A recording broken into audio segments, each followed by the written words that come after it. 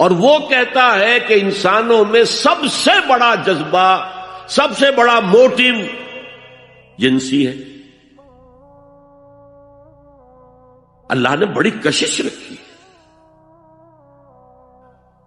مرد میں عورت کے لیے، عورت میں مرد کے لیے، لیکن عورت پیسو ہے، مزاجن، وہ اقدام نہیں کرتی، آگے نہیں بڑھتی، مرد اقدام کرتا، آگے بڑھتا۔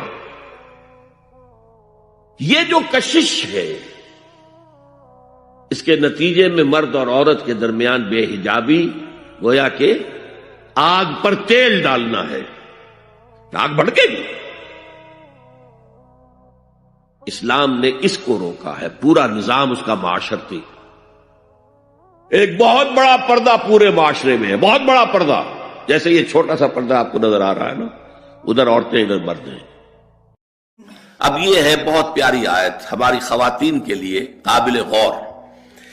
نیک بیویاں تو وہ ہیں جو تابع دار ہوں، اطاعت کیش ہوں، مردوں کا کہنا مانے، ان کی اطاعت کریں۔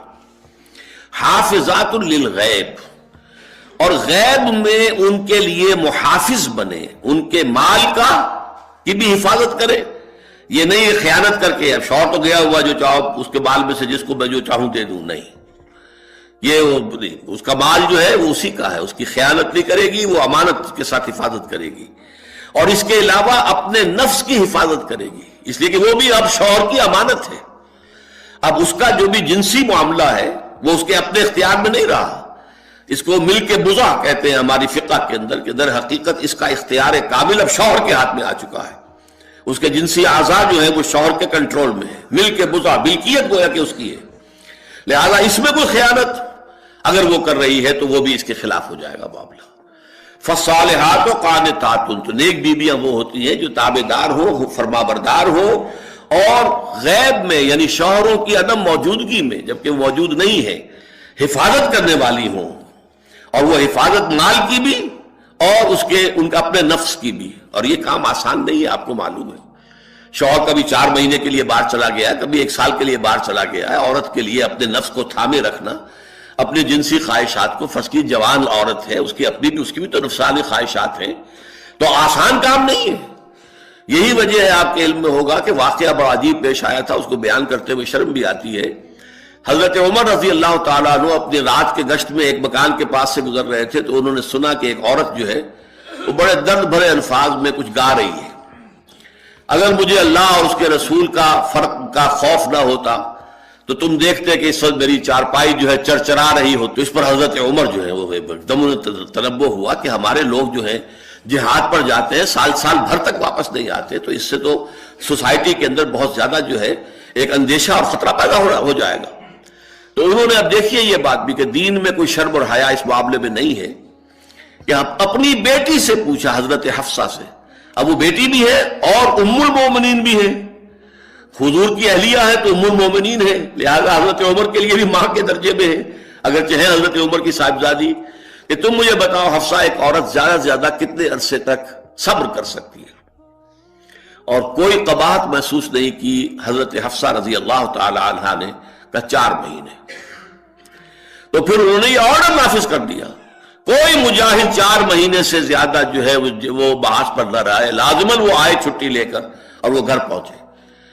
آپ اس کی روشنی میں دیکھیے جو کچھ ہمارے ہاں ہو رہا ہے، امارات میں جو لوگ کام کرتے ہیں، سعودی عرب میں کام کرتے ہیں، باہر کے ممالک میں کام کرتے ہیں، جوان بیویوں کو یہاں چھوڑ جائے، پھر جو قصے ہوتے ہیں، جو سکینڈلز ہوتے ہیں، پھر جب وہ شوہر صاحب تشریف لاتے ہیں تو وہ دیور اور بیوی جو ہے مل کر اسے قتل کرتے ہیں، اس لیے کہ یہاں تو دنیا بدل چکی ہے، دیور کی اور بھابھی کے رشتہ کچھ اور ہی بن چکا ہے، لہذا وہ قتل بھی کرتے ہیں، مال بھی سارا لے لیتے ہیں۔ یہ ساری خبریں آپ اخبارات میں پڑھتے ہیں۔ یہ کیوں ہے؟ فطرت کے خلاف ایک طرز عمل آپ اختیار کر رہے ہیں، یا تو اپنی فیملیز کو ساتھ لے کر جائیے، یا یہ ہے کہ پھر یہ وقفہ کا جو ہے معاملہ زیادہ، میں سمجھتا ہوں اس حدیث کے بعد جو حضرت عمر کا فیصلہ تھا 4 مہینے کا، اس سے زائد جو ہے باہر سٹے کرنا، اپنے گھر نہ آنا، ایک اعتبار سے گناہ کے درجے کی بات ہو جائے گی۔ علیکم بسنتی و سنت الخلفاء الراشدین المہدیین، تمہارے ذمے ہے میری سنت بھی اور خلفاء راشدین جو ہے میری ان کی سنت بھی۔ انسانی تمدن کا اہم ترین اور بنیادی ترین مسئلہ کیا ہے؟ تمدن کا ایک ہے انسانی زندگی کا مسئلہ، انسانی زندگی کا سب سے پہلا مسئلہ وہی ہے کہ جو حیوانی زندگی کا بھی ہے، اپنی مادی ضروریات، پیٹ کھانے کو مانگتا ہے، سب سے پہلے یہی ہے، اس میں کوئی شک نہیں۔ لیکن اس کے بعد جب دو انسان ملتے ہیں اور اس سے تمدن شروع ہوتا ہے، اس کا سب سے بڑا مسئلہ ہے انسان کی شہوت۔ اللہ نے دو جنسیں بنا دی ہیں، مرد ہیں، عورت ہیں، اور ان دونوں کے درمیان تعلق سے نسل آگے چلتی ہے۔ اب اس معاملے کو کیسے ہارنس کیا جائے، کیسے منظم کیا جائے، یہ جذبہ بہت پوٹنٹ ہے۔ جو فرائڈ نے کہا ہے، بس وہ یوں سمجھیے کہ ذرا زیادہ مرچ مسالہ لگا دیا، ورنہ اس میں کوئی شک نہیں کہ یہ بہت ہی پوٹنٹ جذبہ ہے انسان کا۔ انسٹنکٹ جو ہے، سیکس کا انسٹنکٹ، وہ بہت مضبوط ہے، بہت قوی ہے۔ لیکن جو شے جتنی قوی ہو اتنا ہی اسے پھر، جو گھوڑا جتنا منہ زور ہو اتنا ہی اس کو لگام دینا جو ہے وہ آسان نہیں ہوتا، اس کے لیے پھر مشقت کرنی پڑتی ہے۔ تو اب اگر تو اس سیکس کو اوپن کر دیا جاتا، کھلا سیکس، فری سیکس، آج کل یہ لفظ استعمال ہوتا ہے، فری سیکس، کیوس ہوتا، تمدن میں فساد ہو جاتا۔ اس کے لیے شادی کا معاملہ کہ ایک عورت کا ایک مرد کے ساتھ رشتہ رہے، سب کو معلوم ہو کہ یہ اس کی بیوی ہے، یہ اس کا شوہر ہے، تاکہ اس طریقے سے نسب کا معاملہ بھی چلے اور ایک خاندانی ادارہ وجود میں آئے۔ ورنہ تو خاندانی ادارہ بس کیسے وجود میں آئے گا؟ فری سیکس میں تو خاندانی ادارہ وجود میں آ ہی نہیں سکتا۔ تو شادی کا، نکاح کا یہ رشتہ جو ہے یہ اللہ تعالیٰ نے اختیار کیا اور یہ انسانوں کو سکھایا۔ اور آج کی دنیا میں تو جو یہ مرد و عورت کی مساوات کا سلسلہ ہے، یہ شیطان کا سب سے بڑا فلسفہ اور معاشرے میں فساد اور گندگی پیدا کرنے کا اس کا سب سے بڑا ہتھیار ہے۔ اور اب جو کچھ رہی صحیح اقدار ہماری ایشیا کے ممالک جو ہیں، زیادہ تر مسلمان ممالک ہیں، ان میں خاندانی نظام کی جو بچی کھچی شکل رہ گئی ہے اس کو برباد کرنے کے لیے یہ قاہرہ کانفرنس اور بیجنگ کانفرنس، اس ایشیا کا گھیراؤ دونوں طرف سے، مشرق سے مغرب سے، کہ عورت کو آزاد کرو، عورت کو اٹھاؤ، ایمینسیپیشن کے نام پر، آزادی کے نام پر، اور مرد و عورت کی مساوات کے نام پر، تاکہ خاندانی نظام ٹوٹ کر رہ جائے، جیسے کہ ان کے ہاں ٹوٹ چکا ہے خاندانی نظام نے۔ یہ کلنٹن صاحب نے کہا تھا اپنے سال 9 کے میسج میں کہ عنقریب ہماری قوم، امریکن نیشن، بہت جلد اس کی اکثریت حرامزادوں پر مشتمل ہوگی، born out of wedlock, وہ کسی شادی کے نکاح کے نتیجے میں کوئی وجود میں نہیں آئے ہیں، زنا کے نتیجے میں وجود آئی بھی قوم ہوگی۔ ون پیرنٹ فیملی رہ گئی ہے، ماں ہی باپ ہے اور وہی ماں ہے، اور وہ دونوں وہ جانتے ہی نہیں۔ اب وہاں بڑی ایک مہم اٹھ رہی ہے کہ ہر انسان کا حق ہے کہ اسے معلوم ہو کہ میرا باپ کون ہے۔ وہاں تو بہت سے لوگ پتہ ہی باپ کون ہے میرا، کیا پتہ۔ یہ تباہی ہے جو اس معاشرے پر آ چکی ہے، اور ہمارے ہاں بھی لوگ اسی معاشرے کی نقالی پر چل کریں۔ وَيَسْأَلُونَكَ عَنِ الْمَحِيضِ، اور وہ عورتوں کے ایام ماہواری کے بارے میں آپ سے سوال کر رہے ہیں۔ قُلْ هُوَ أَذًى، کہہ دیجئے وہ ایک ناپاکی بھی ہے اور ایک تکلیف کا مسئلہ بھی ہے۔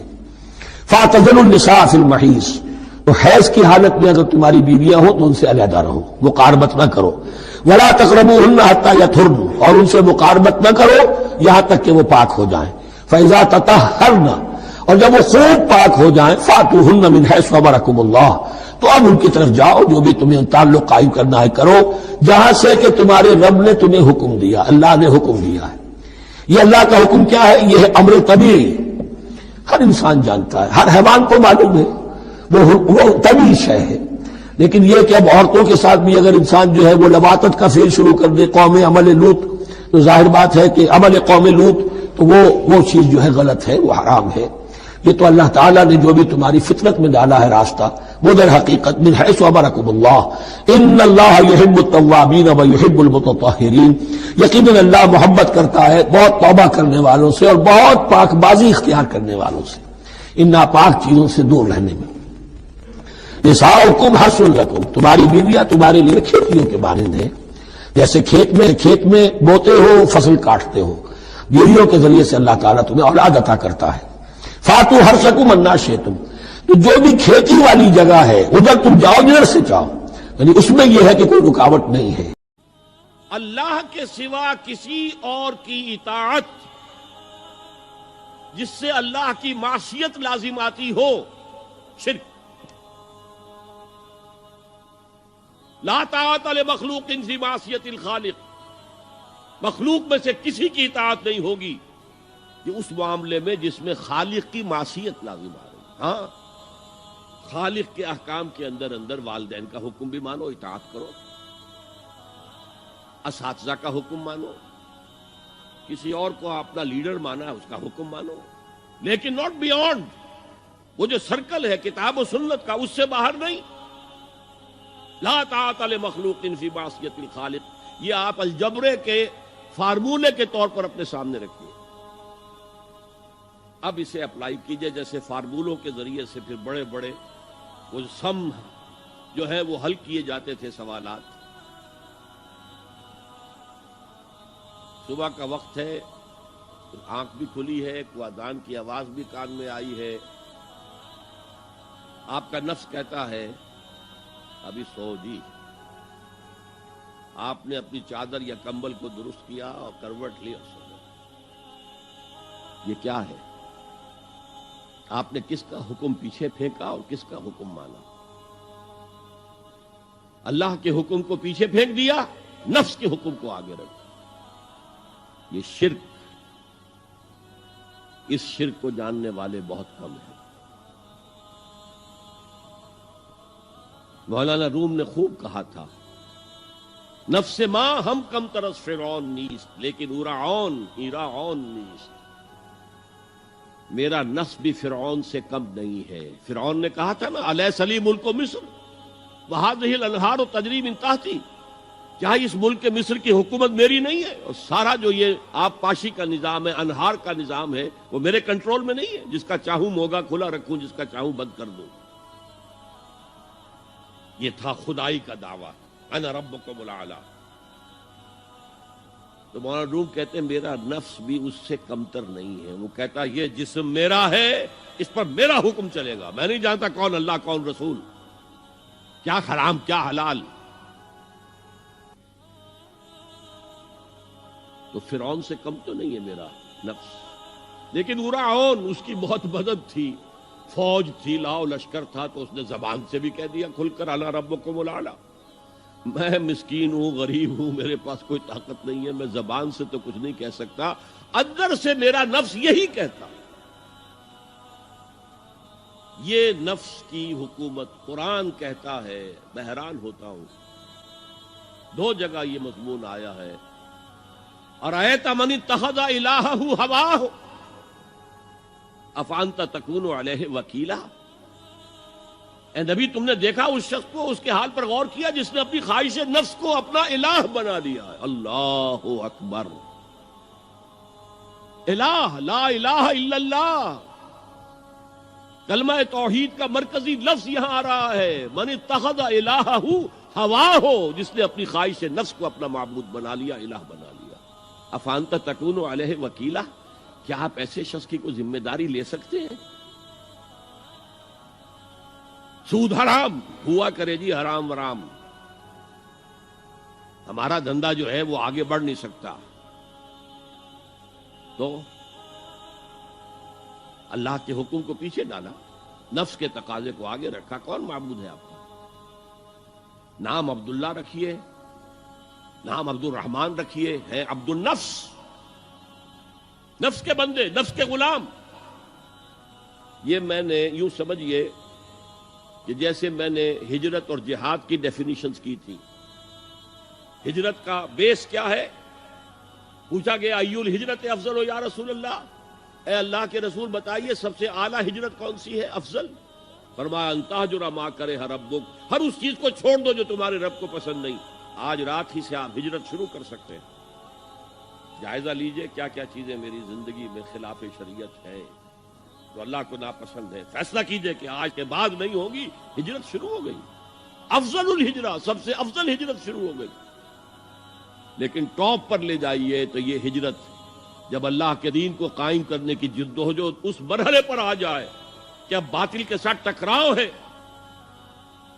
اور اب چاہیے کہ ساری قوت ایک مرکز پر جمع ہو جائے، ہجرت فرض کر دی گئی.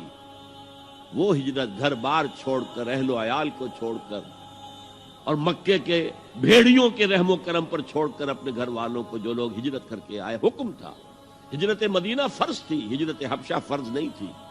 صرف اجازت تھی کہ جن سے سختیاں نہیں جھیلی جا رہی مزید وہ چلے جائیں. تو ہجرت کا یہ ابتدائی نقطہ، انتہا یہ جہاد المجاہد من جاہد نفسہ، جہاد تو یہاں سے شروع ہو گیا، اپنے نفس کے خلاف جہاد کرنا۔ صبح نفس نے کہا ابھی سو جاؤ، آپ نے نفس کی بات کو رد کیا، اپنا کمبل اٹھا کے پھینکا، اٹھے، وضو کیا، نماز کے لیے آپ مسجد چل دیے، آپ نے جہاد کیا نفس کے خلاف۔ یہ افضل الجہاد ہے، اور سب سے چوٹی اوپر یہ ہے کہ جب وہ حق و باطل کی جنگ ہو تو جان ہتھیلی پر رکھ کر میدان میں حاضر ہو جاؤ۔